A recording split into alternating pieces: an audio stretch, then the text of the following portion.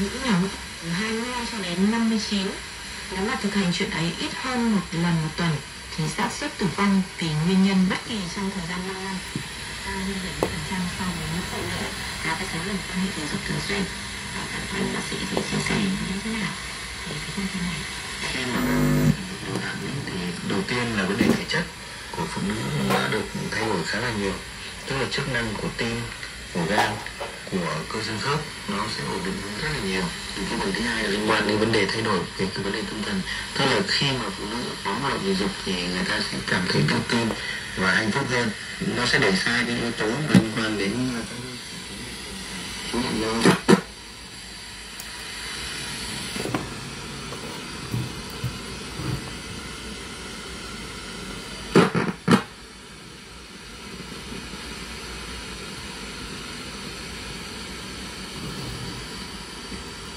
Cải thiện và hỗ trợ giải quyết những cái vấn đề ngay chính xung quanh cuộc sống của các em tại Việt Nam, và biết đâu đấy sẽ truyền cảm hứng.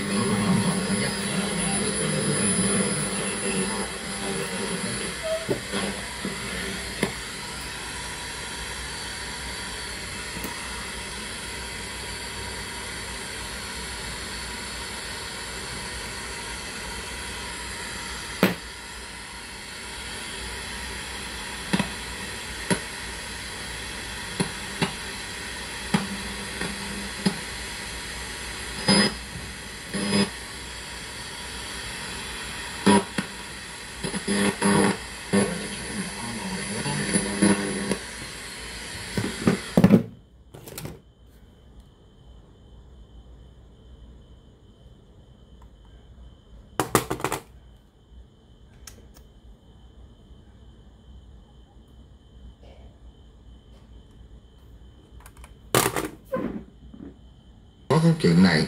Chính vì vậy bao nhiêu rồi hả bác? Lâu rồi nhưng mà chính thức là mất. Rosalind Franklin dự kiến sẽ được phóng lên vũ trụ vào năm 2028 và đến sao Hỏa vào năm 2030 nhằm tìm hiểu xem sự sống có từng tồn tại trên hành tinh đỏ hay không. Đây là một phần trong sứ mệnh ExoMars của cơ quan vũ trụ châu Âu nhằm mục đích tìm hiểu xem liệu sự sống có từng tồn tại trên sao Hỏa hay không. Tổng hợp của biên tập viên Đài Tiếng nói Việt Nam. Theo cơ quan vũ trụ, theo quy định tại điều 182 Luật Đất đai 2024, nói tóm lại, người sử dụng đất không được xây nhà ở tạm trên đất nông nghiệp để ở. Tuy nhiên vẫn có thể nhà tạm trên đất nông nghiệp với mục đích phục vụ trực tiếp. Thì cái chuyện đó thì đôi khi không có chia sẻ trên sóng. Thì Tấn Phú cũng luôn tạo cái điều kiện để mà cả nhà, đặc biệt các bạn, chúng ta có thể chia sẻ. Merci. Merci beaucoup.